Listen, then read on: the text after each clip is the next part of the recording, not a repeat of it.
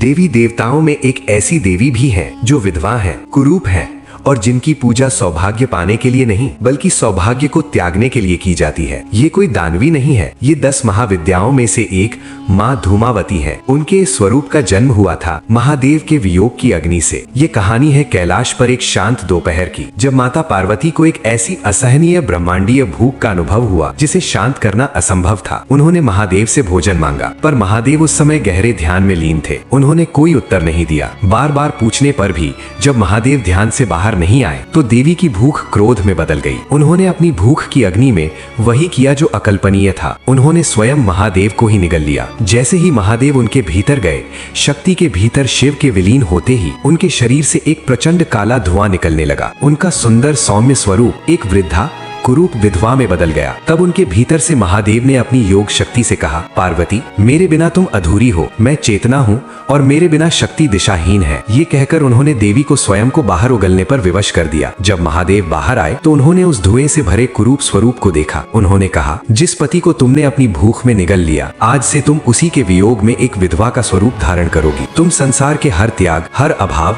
और हर सूनेपन का प्रतीक बनोगी। तुम धूमावती कहलाओगी। पर ये कोई श्राप नहीं था, ये एक भूमिका थी। माँ धूमावती उस शून्य का प्रतीक है जो सृष्टि से पहले था और प्रलय के बाद रहेगा। वे उस परम सत्य की प्रतीक हैं कि जब संसार का हर मोह, हर बंधन, हर सौंदर्य नष्ट हो जाता है, तब भी चेतना अकेली रह जाती है। वे हमें सिखाती है कि सबसे गहरे दुख और हानि में भी एक दिव्य शक्ति छिपी होती है, वैराग्य की शक्ति। उनकी पूजा धन या सौंदर्य के लिए नहीं बल्कि हर बंधन से मुक्त होने के लिए की जाती है। उस आदि शक्ति के हर स्वरूप के सम्मान में, चाहे वो सौम्य हो या प्रचंड, कमेंट्स में जय माता दी अवश्य लिखें। दोस्तों, आज के लिए बस इतना ही। अगर आप भगवान शिव और माता पार्वती की कहानी जानना चाहते हैं तो कृपया कमेंट्स में अपनी राय जरूर दें।